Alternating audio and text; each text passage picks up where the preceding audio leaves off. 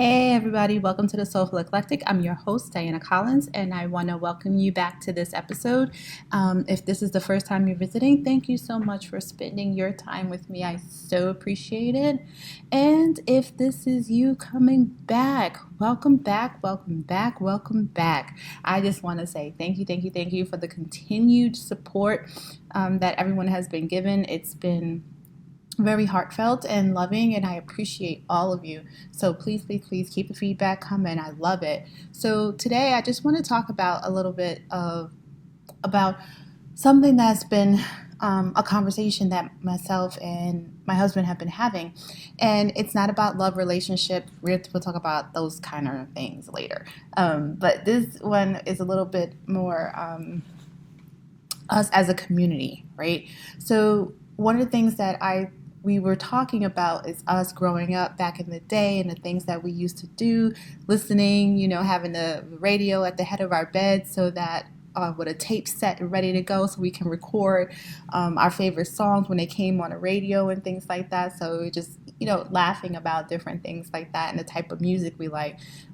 My music taste tends to be a little more eclectic. I was born and raised in Brooklyn, as most of you who have listened know, and those of you who know me know, I just am that eclectic soul. So I was born and raised in Brooklyn. With that, I had friends that were Hispanic. I had friends that were West Indian. I tend to listen to various types of music. So when MTV first came out back then, where you had the big MTV sign and kicking it down, I want my MTV kind of thing, I used to listen to rock, right? Red Hot Chili Peppers and things like that, Rolling Stones, Aerosmith. So I was that person. And also my uncle would listen to Motley Crue and things like that. So we always had like this eclectic taste in music. Then my stepdad, he would listen to that down south bluesy type music. So when we go on car rides, we would listen to that. And and then again, I had my Hispanic friends. And I just happened to just label them all Hispanic because I had some that were Puerto Rican, some were Dominican, some were Honduran, Ecuadorian. So they just range from all over the Spanish-speaking parts of the world. So I tend to listen to their music too. And my Spanish is very minimal, but I enjoyed the music, the heartfeltness, the rhythm. So I do know how to salsa and do the bachata, those kinds of things as well, just to fit in those social circles.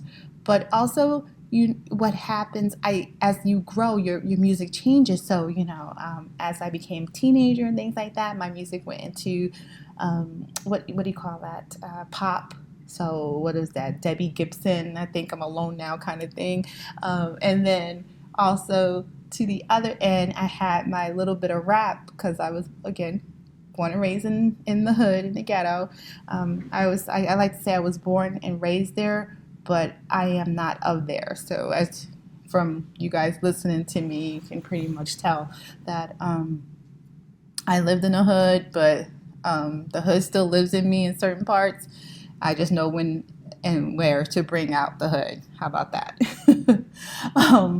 But yeah, so as you grow, your music changes. So yeah, your rap and Jay-Z and things like that, I listen to some of that too. Now the newer stuff I kind of can't get a hold of, but but I think that's just me and my age and where I am in my life, that I can't grasp a lot of the newer rap. But that's okay. That's just, it's all a taste. But I also listen to R&B and things like that. But anyway, I say all that to say that in doing that, when other people that you are around, hear you listen to it and it's not music they listen to, they tend to pass judgment, right?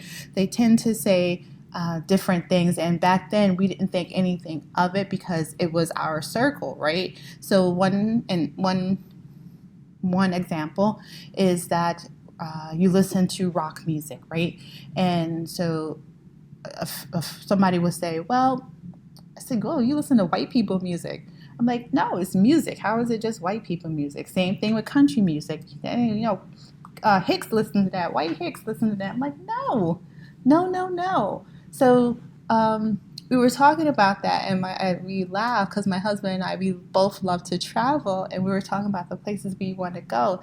And then I said, you remember if you ever mention these things that people will say, oh, white people do that, or we, even us, used to say that to ourselves too, like, no, we don't do that. We don't hike. White people hike. And I was like, wow. So I said to him, I said, we really need to change our verbiage, right? We really need to change how we think and see the world, because that resonates with our children. Our children and their children see these things and hear us say these things. And it's like, well, that puts limits on them. That puts limits on them because they don't see themselves doing it. And it's kind of like the professions that we go into in life. Like, we don't see ourselves in those positions, and so we don't think we can achieve those positions. So it's kind of like what I was talking about in the last episode, where black men in white coats, where we have decreased number of black men going into the medical field, right? So that also is another thing that sparked this conversation, because it's like, why don't we see ourselves in those positions? Why are we limiting what we are able to do in our world? So changing our verbiage is one of the things that I came to a conclusion to. We have to change how we see things and how we say things, especially around our children, right? So one of the, like, kids say that's so gay. They heard another adult say that at some point in time. So we have to stop saying these things, right? It limits not only our children, but it limits us as well. So changing how we perceive things. So stop saying, because you see people traveling the world eating exotic foods, that's white people do that. That's only because they're the only ones that you see out there doing it, but they are not the only ones doing it. Okay? There are black people out there that are traveling, seeing the world, and, eating exotic foods, doing exotic things. And it's just that, unfortunately, we don't get to see it. So what I love is, who's that football player? Dhani. He started going around the world and chronicling it on camera, how he goes and visits other parts of the world and incorporates himself in the lives of those who are native to that country. And I said that is amazing, because that gives kids and also adults the opportunity to see that we can do these things. Black and brown people can do these things. It's just that we need to see ourselves doing it and then make the moves to put ourselves in those positions to do it, right? So again, it doesn't mean we can't do it. It just means we need to think better of ourselves and achieve it. So that's why I like to change that, to start changing the verbiage. Stop saying that white people do that. No, that we don't do that. That's for the Jewish people. That's for, no, it's not. It's not. It's not. It's for whomever wants to lay their hands on it, lay their soul on it, and do it. All right, just do it. No one is stopping you from doing what your heart desires but you. Yes, there are going to be obstacles that's going to make it difficult on some avenues. You may have to make some changes, but if it's truly on your heart and your spirit to do it, you find a way if that's your passion. But never let, because you've only seen one subset group of people doing something that you want to do, stop you from doing it. Just because you don't see someone that looks like you doing it doesn't mean that they are not doing it. There are plenty of black people in rock music. There are plenty of black people in country music. There are plenty of black people doing things, black and brown. So I just want us to stop putting limits on the things that we want to do and see ourselves doing just because it's hard to find a face that looks like us doing it. And I say that because I too had to make those changes in myself. to do the things that I want to do in life. Like, my mom's a nurse. She went to nursing school, but now she's, not a nurse anymore. She changed careers, but I saw her do it, so that helped me make those transitions. But even before that, we were watching what's her name, Diane Carroll on Julia. She was a nurse on there, so we were able to see those kinds of careers, the secretaries and things.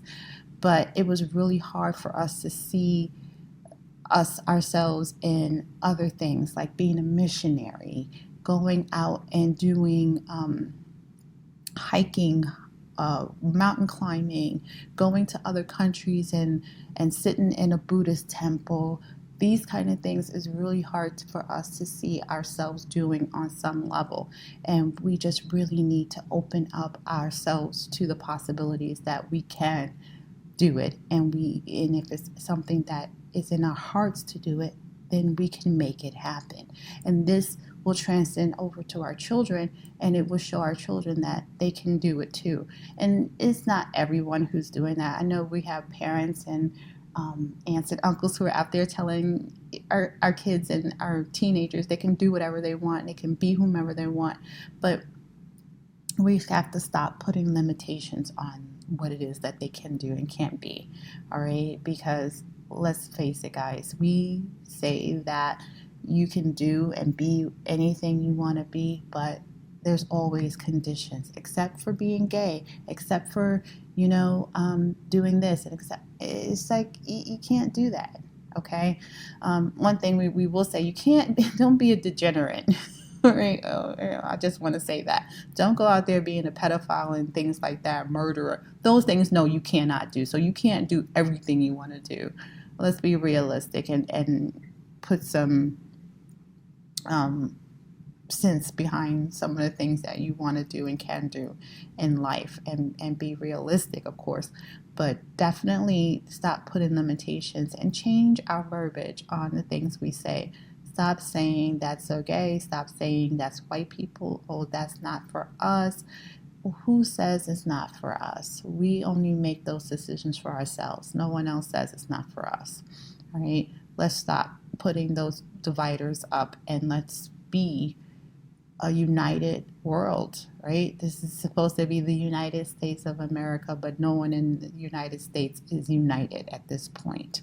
And so let's take down the divides is really what I want to say.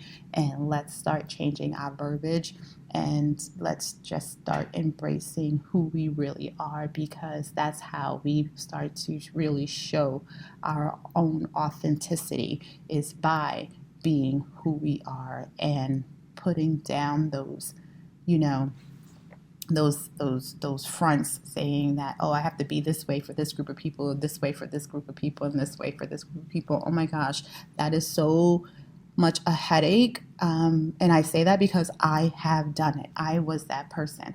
I was this way with articulation and all this in front of my white friends, and then I get in the hood, and then I was like, yo, what's up, how you doing, right? And then I get over with my Hispanic friends, and I was like Miss Little Boricua over there, and then it was just like I had so many personas of me. By the end of the day, I didn't know who the hell I was, right? But that's because of those stigmas and those pressures we put on ourselves to be who we think these people want us to be, instead of coming with our open hearts and being our authentic selves. So let's just start taking that down and just being our authentic selves, changing how we see the world, changing how we see ourselves, and just come, how we say, just come correct, come full, come ready to just throw down, and and just be your authentic self. So that's the thing I love about having this podcast, because I can be 100% my authentic self. Some days I am like the craziest thing, and the next thing I'm just the straight-laced professional, but that's all parts of me. That's all parts of me. And being able to adapt in different situations, that is me. But the thing is, I don't let it carry me and make that be the only front people see. People see all of me, and I give them the opportunity to either love me or leave me alone. Right? I think that was a rap song too. You gotta love me or leave me alone.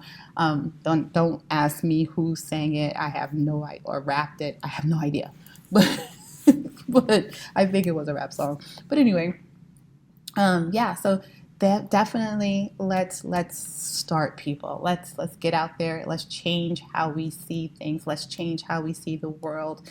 Let's start one person at a time and just change how we react.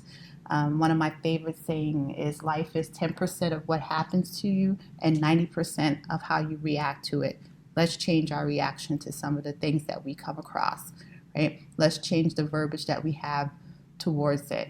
One of the things I've been mindful to do is stopping and thinking about what my responses are to people, because I don't know if a lot of people realize this, but we listen to people to respond, not to hear and process what they're saying. So while people are talking, we're thinking of a response back to them, and I just started to be cognizant of me listening and being an active listener to what people are saying to me, processing it, and then responding.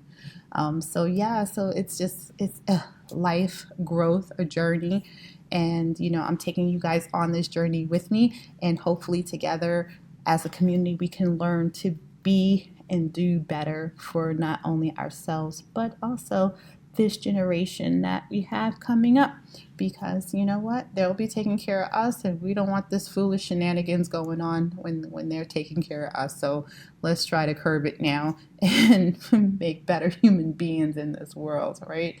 um, so yeah, so lastly, I just change the verbiage, change how we see things, and come correct in relationships, and sometimes just lay it all out. Look, I'm a crazy, whimsical individual that can be a little witchy some days, and a little hood some days, and a little, proper, whatever you want to call it. It doesn't matter, whatever terms anyone wants to use. Again, I try to be as PC as possible, not to cause any problems, but with the not only my community here, but the FCC. But yeah, so it's just those things. It's those things. But yeah, thank you guys so much for being with me. I enjoy talking with you and being in the community. And just let me know if there are any terms that you've heard growing up that still resonates with you today. And because I have so many, so many, being called light bright, and which not me, because I'm not that light, but my sister was much lighter than me, and they used to call her red. So it's just different terms and things that we heard growing up, and it's just time to change our verbiage, right? So with that, I send you guys off to the community to chat. And if you have any feedback for me, please feel free to share. I love to hear from you. So with that, I will close out. If you have any questions or concerns, or you have any feedback, please feel free to reach out, dc@thesoulfuleclectic.com. You can find me on Facebook. I am DC Soulful Eclectic on Facebook. And you can find me on Instagram, the.soulful eclectic, and also definitely send us feedback on whatever channel you listen to me on: iHeart, Apple Podcasts, Spotify, or even Google Play. So thank you, thank you, thank you. Love you guys. I'm sending nothing but love and light your way. May you have peace, and please check on your neighbors and your family members. We all need a check-in every now and again. Namaste.